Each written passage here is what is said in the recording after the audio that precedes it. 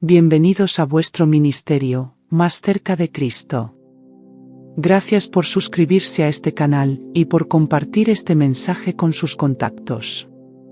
El mensaje de hoy lo encontrarás en el libro Testimonios para la Iglesia, tomo 5. Capítulo llamado El amor de Dios por los pecadores. Me doy cuenta por su carta de que se encuentra en un estado de incredulidad, y se pregunta si hay esperanza para su caso. Como embajadora de Cristo, le digo, espere en Dios. Porque de tal manera amó Dios al mundo, que ha dado a su Hijo unigénito, para que todo aquel que en él cree, no se pierda mas tenga vida eterna. Juan 3:16. Ahora bien, ¿no le infunden ánimo estas palabras alentadoras? Satanás le dirá repetidas veces que usted es un pecador, pero puede contestarle, es cierto que soy pecador, pero Cristo Jesús vino al mundo para salvar a los pecadores. Primera de Timoteo 1:15. Jesús declaró, no he venido a llamar a justos, sino a pecadores, al arrepentimiento. Mateo 9:13. Y otra vez, os digo que así habrá más gozo en el cielo por un pecador que se arrepiente, que por 99 justos que no necesitan de arrepentimiento. Lucas 15:7. ¿No creerá usted estas preciosas palabras? ¿No las recibirá en su corazón? Buscad a Jehová mientras puede ser hallado, llamadle en tanto que está cercano. Deje el impío su camino y el hombre inicuo sus pensamientos, y vuélvase a Jehová, el cual tendrá compasión de él, y a nuestro Dios, el cual será amplio en perdonar. Isaías 55:6-7. ¿No es amplia, profunda y cabal esta promesa? ¿Puede usted pedir más? ¿No permitirá que el Señor aquí mismo levante un estandarte en favor suyo contra el enemigo? Satanás está listo para robarle las preciosas garantías de Dios. Desea quitar del alma toda vislumbre de esperanza y cada rayo de luz, pero usted no debe permitirle que lo haga. Ejercite la fe, pelee la buena batalla de la fe, luche con estas dudas, familiarícese con las promesas. Cuando yo diga al justo, de cierto vivirás, si él, confiado en su justicia, comete iniquidad, ninguna de sus justicias será recordada, sino que morirá por la iniquidad que cometió. Y cuando yo diga al impío, de cierto morirás, si él se convierte de su pecado y practica el derecho y la justicia, vivirá ciertamente y no morirá. No se le recordará ninguno de los pecados que había cometido, ha practicado el derecho y la justicia, vivirá ciertamente. Ezequiel 33:13-16. ¿Con qué me presentaré ante Jehová, y adoraré al Dios Altísimo? ¿Me presentaré ante él con holocaustos, con becerros de un año? ¿Se agradará Jehová de millares de carneros, o de 10,000 ríos de aceite? ¿Daré mi primogénito por mi prevaricación, el fruto de mis entrañas por el pecado de mi alma? Oh hombre, te ha sido declarado lo que es bueno, y que pide Jehová de ti, solamente hacer justicia, y amar misericordia, y caminar humildemente ante tu Dios. Miqueas 6:6-8. Cuando Satanás se presente para tentarlo a que abandone toda esperanza, señálele esas palabras. Suplique con David, de los pecados de mi juventud y de mis transgresiones, no te acuerdes, conforme a tu misericordia acuérdate de mí, por tu bondad, oh Jehová. Bueno y recto es Jehová, por tanto, él enseñará a los pecadores el camino, encaminará a los humildes por el juicio, y enseñará a los mansos su camino. Salmos 25:7-9. Venid luego, dice Jehová, y estemos a cuenta, aunque vuestros pecados sean como la grana, como la nieve serán emblanquecidos, aunque sean rojos como el carmesí, vendrán a ser como blanca lana. Si queréis obedecer, comeréis el bien de la tierra, si rehusáis y sois rebeldes, seréis consumidos a espada, porque la boca de Jehová lo ha dicho. Isaías 1:18-20. He ahí las promesas, sencillas y claras, ricas y plenas, pero todas se basan sobre condiciones. Si usted cumple los requisitos, ¿no puede entonces confiar que el Señor cumplirá su palabra? Que estas promesas, colocadas dentro del marco de la fe, sean puestas en las recámaras de la memoria. Ni una de ellas fallará. Todo lo que Dios ha dicho, se cumplirá. Fiel es el que ha prometido. Hebreos 10:23. La obra que usted tiene que hacer en favor de sí mismo ha sido claramente delineada. Lavaos, limpiaos, quitad la iniquidad de vuestras obras de delante de mis ojos, dejad de hacer lo malo, aprended a hacer el bien, buscad la justicia, reprimid al opresor, defended la causa del huérfano, amparad a la viuda. Isaías 1:16 y 17. Si el impío restituye la prenda, devuelve lo que haya robado, y camina en los estatutos de la vida no haciendo iniquidad, vivirá ciertamente y no morirá. Ezequiel 33:15. Dice el Señor, y vosotros decís, el camino del Señor no es recto. Oíd ahora, casa de Israel, ¿es mi camino el que no es recto? ¿No son vuestros caminos los que son torcidos? Ezequiel 18:25. ¿Acaso me complazco yo en la muerte del impío? Dice el Señor Jehová, ¿no me complazco más bien en que se aparte de sus caminos y viva? Ezequiel 18:23. Por tanto, yo os juzgaré a cada uno según sus caminos, oh casa de Israel, dice el Señor Jehová. Convertíos, y volveos de todas vuestras transgresiones, y no os será la iniquidad causa de ruina. Arrojad lejos de vosotros todas vuestras transgresiones con que habéis pecado, y haceos un corazón nuevo y un espíritu nuevo. ¿Por qué habéis de querer morir, casa de Israel? Pues yo no me complazco en la muerte del que muere, dice Jehová el Señor, convertíos, pues, y vivid. Ezequiel 18:30 al 32. Aquí el Señor ha revelado claramente su voluntad con relación a la salvación del pecador. Y la actitud que asumen muchos de expresar dudas e incredulidad respecto a si el Señor lo salvará o no, es una afrenta contra el carácter de Dios. Aquellos que se quejan de severidad de parte de Él están diciendo, en efecto, no es recto camino del Señor. Pero Él inmediatamente devuelve la imputación sobre el pecador, ¿no son vuestros caminos torcidos? Yo os juzgaré a cada uno según sus caminos. Convertíos y apartaos de todas vuestras transgresiones, y no os será la iniquidad causa de ruina. Ezequiel 18:25, 29 y 30. El carácter de Dios queda completamente vindicado en las palabras de las Sagradas Escrituras que le he expuesto. El Señor recibirá al pecador cuando se arrepienta y abandone sus pecados para que Dios pueda obrar a través de sus esfuerzos para perfeccionar el carácter.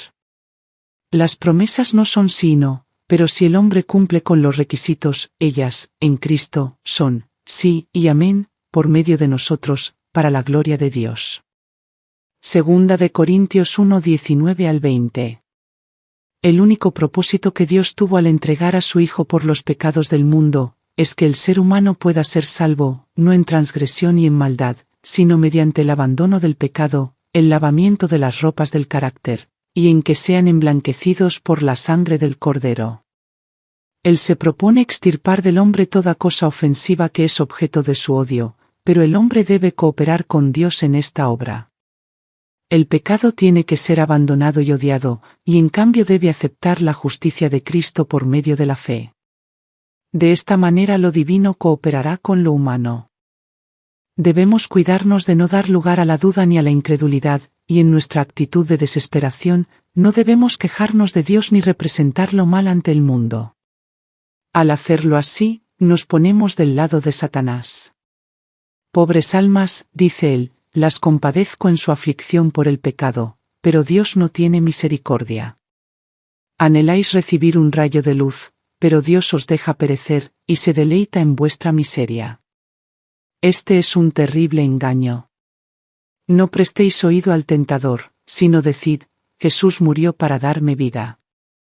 Me ama, y no desea que yo me pierda.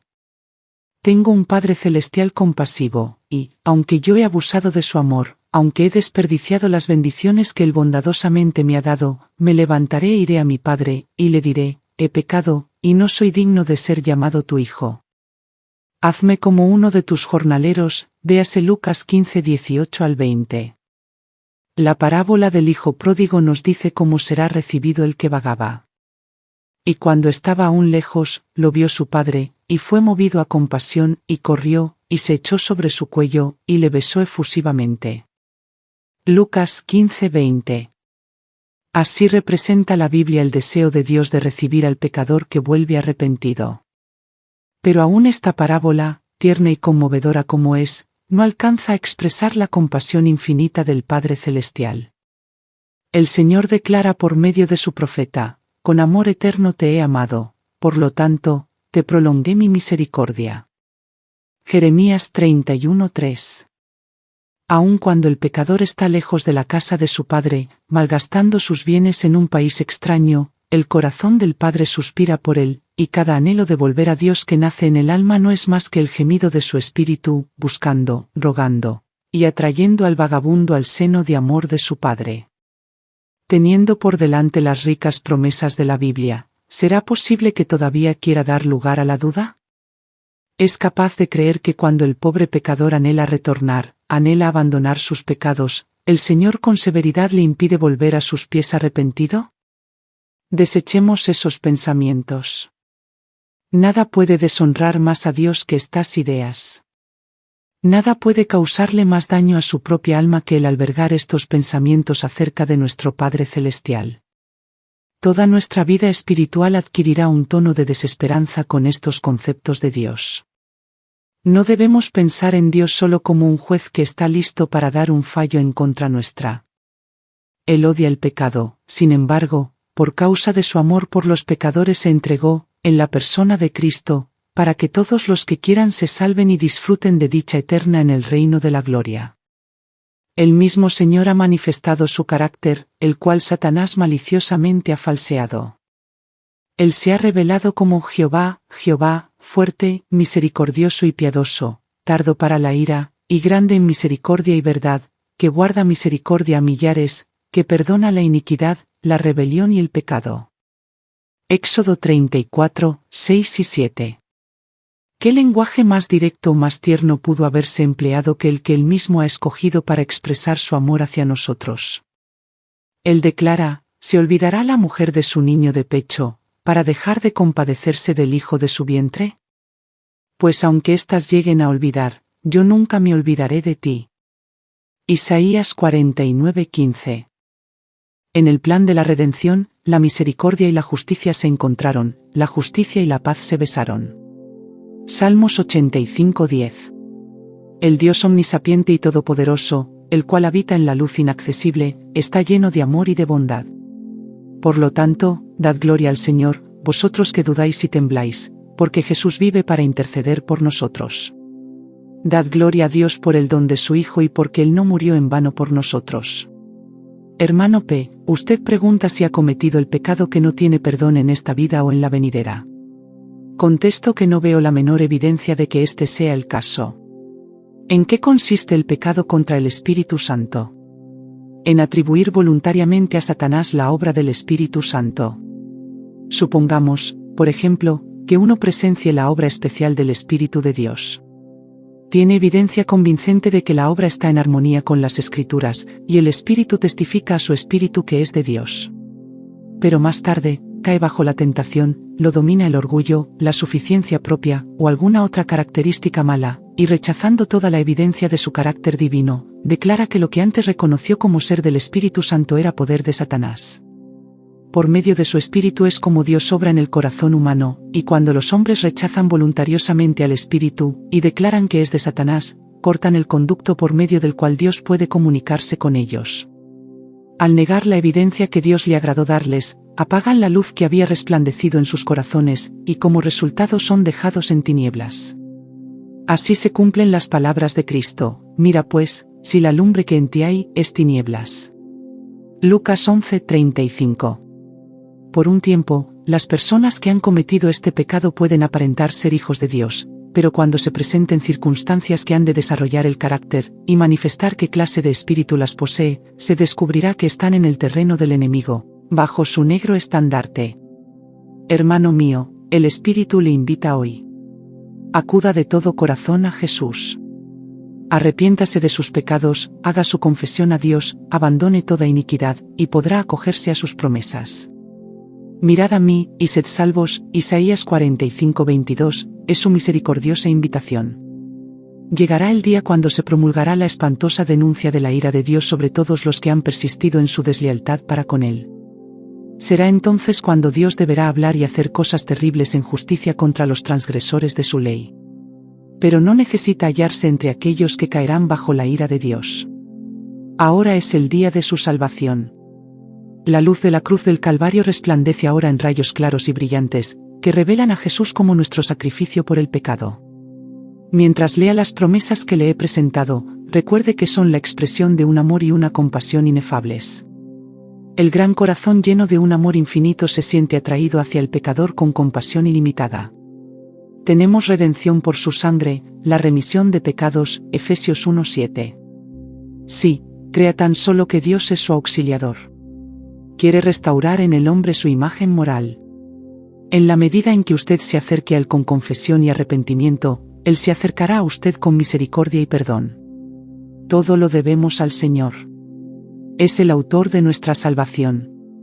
Mientras obra su propia salvación con temor y temblor, Dios es el que en vosotros obra así el querer como el hacer, por su buena voluntad. Filipenses 2:13. Asterisco asterisco asterisco asterisco asterisco. La confesión aceptable. El que encubre sus pecados no prosperará, pero el que los confiesa y se aparta alcanzará misericordia. Las condiciones para obtener la misericordia son sencillas, justas y razonables. El Señor no requiere que hagamos alguna cosa penosa para que obtengamos el perdón del pecado. No es necesario que hagamos largos y fatigadores peregrinajes o dolorosas penitencias para encomendar nuestras almas al Dios del cielo o para expiar nuestra transgresión, pero el que confiesa su pecado y se aparta de él, hallará misericordia. Esta es una preciosa promesa, dada al hombre caído para animarlo a confiar en el Dios de amor y a buscar la vida eterna en su reino. Leemos como Daniel, el profeta de Dios, era un hombre muy amado por el cielo. Ocupaba un puesto elevado en las cortes de Babilonia y sirvió y honró a Dios tanto en la prosperidad como en la adversidad y, sin embargo, se humilló a sí mismo y confesó su propio pecado y el pecado de su pueblo.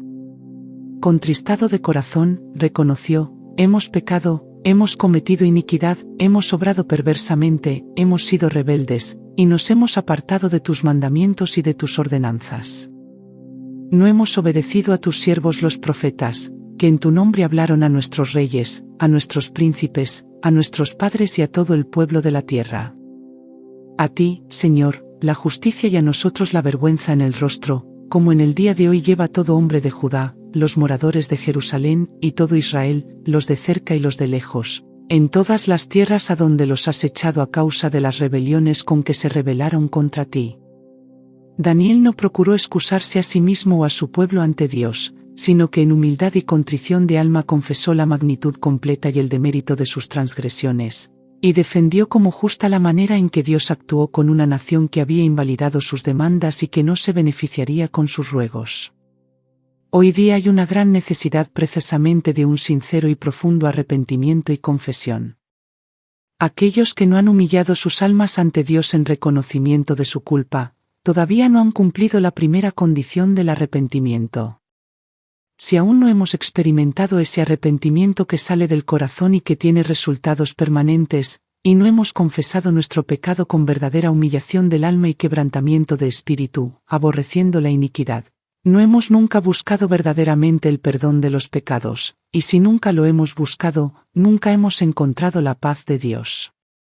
La única razón por que no obtenemos la remisión de los pecados pasados es que no estamos dispuestos a subyugar nuestros altivos corazones y cumplir con las condiciones de la palabra de verdad. Se ha dado instrucción muy clara respecto a este asunto. La confesión del pecado, sea pública o privada, debe ser de corazón y libremente expresada. No hay que imponérsela al pecador.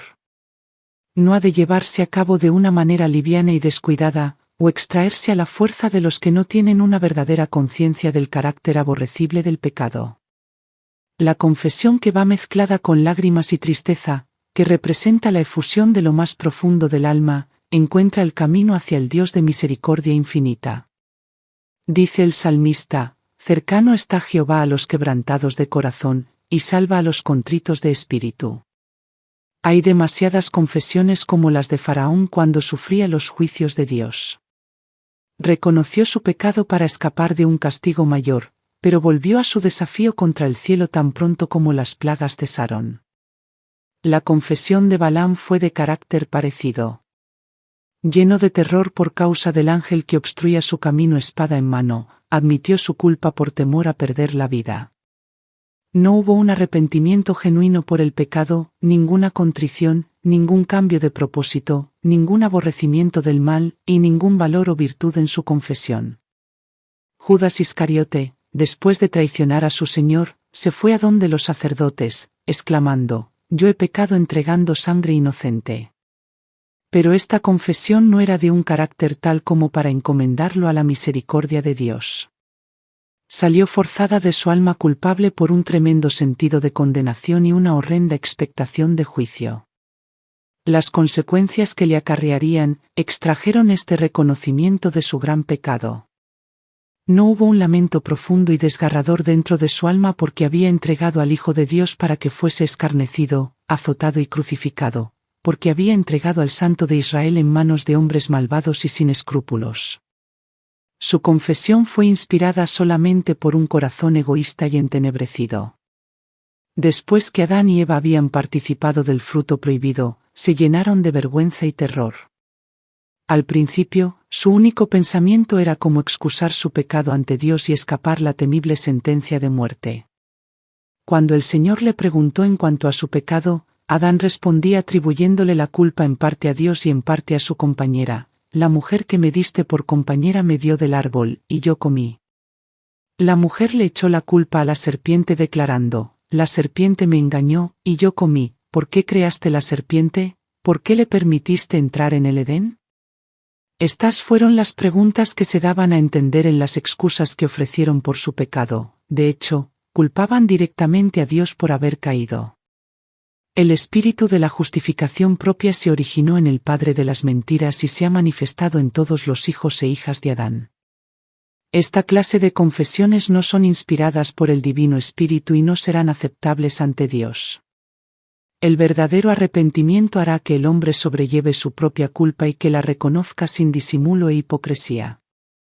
Como el pobre publicano, que ni siquiera se atrevía a levantar sus ojos hacia el cielo, se golpeará el pecho y clamará: «Dios, sé propicio a mí, pecador», y los que reconocen su culpa serán justificados, porque Jesús presentará su sangre en favor del alma arrepentida.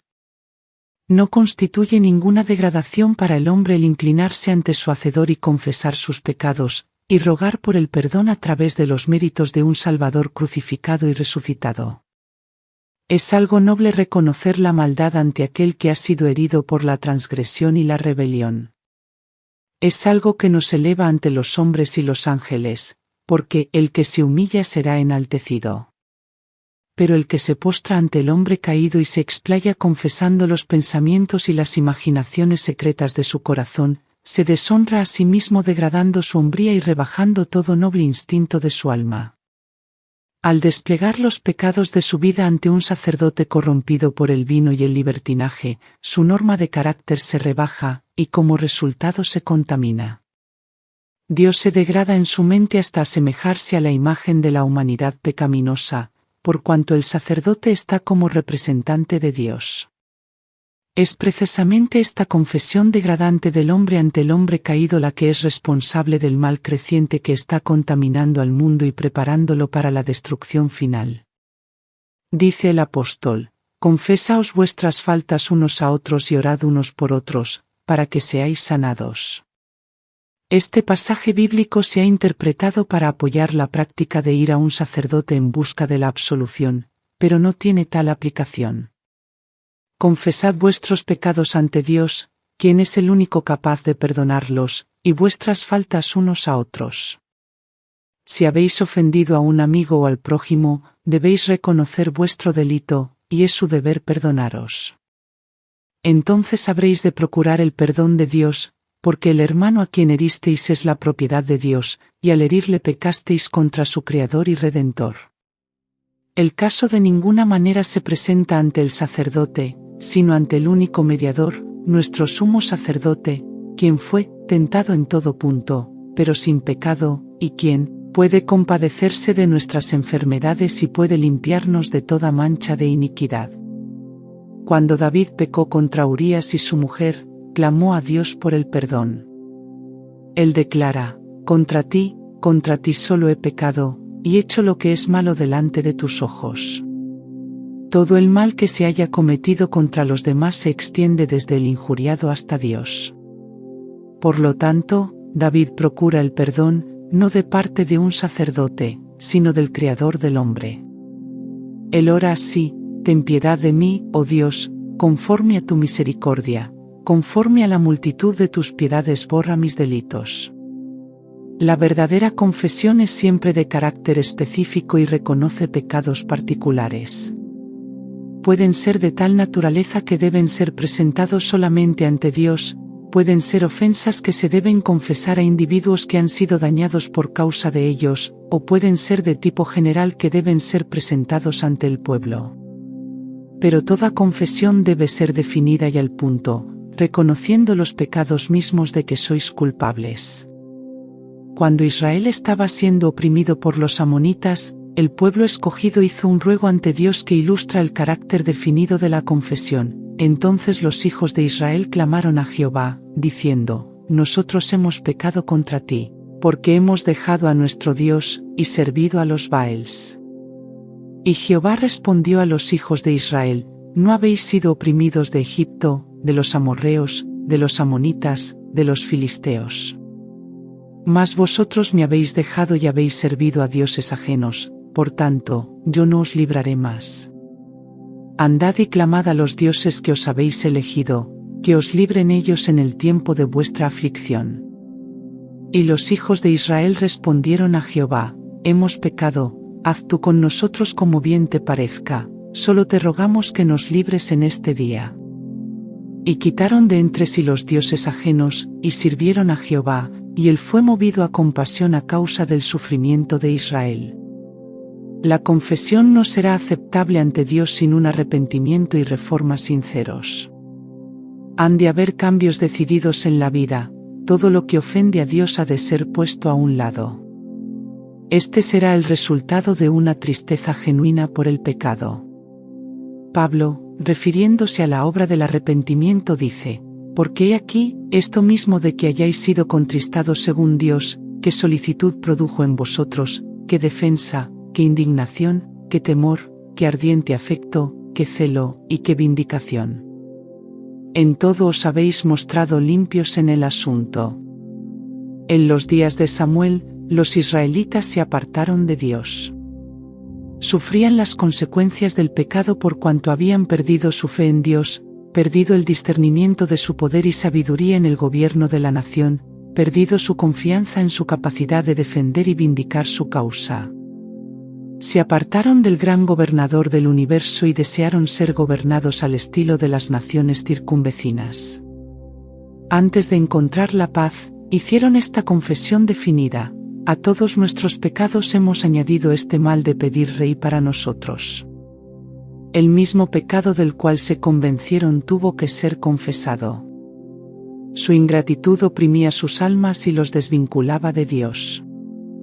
Cuando el pecado ha adormecido las percepciones morales, el malhechor no discierne los defectos de su carácter ni se da cuenta de la enormidad del mal que ha cometido, y, a menos que se rinda al poder convincente del Espíritu Santo, permanecerá en una ceguera parcial con respecto a su pecado. Sus confesiones no son sinceras y fervorosas. A cada reconocimiento de su culpa añade una disculpa para excusar su proceder, declarando que si no hubiese sido por ciertas circunstancias, no hubiera hecho esto o aquello, por lo que ahora es reprendido. Pero los ejemplos de verdadero arrepentimiento y humillación dados en la palabra de Dios revelan un espíritu de confesión en el cual no hay ninguna excusa por el pecado ni ningún esfuerzo por justificarse a sí mismo. Pablo no procuró escudarse, sino que pintó su pecado en los tonos más oscuros, sin intentar aminorar su culpa. Dice: yo encerré en cárceles a muchos de los santos, habiendo recibido poderes de los principales sacerdotes, y cuando los mataban, yo di mi voto. Y muchas veces, castigándolos en todas las sinagogas, los forzaba a blasfemar, y enfurecido sobremanera contra ellos, los perseguía hasta en las ciudades extranjeras. No vacila al declarar que Cristo Jesús vino al mundo a salvar a los pecadores, de los cuales yo soy el primero. El corazón humillado y contrito, doblegado por el arrepentimiento genuino, podrá apreciar un poco el amor de Dios y el costo del Calvario, y de la misma manera como un hijo confiesa ante un padre amoroso, el que está verdaderamente arrepentido presentará todos sus pecados ante Dios. Y escrito está, si confesamos nuestros pecados, Él es fiel y justo para perdonar nuestros pecados, y limpiarnos de toda maldad.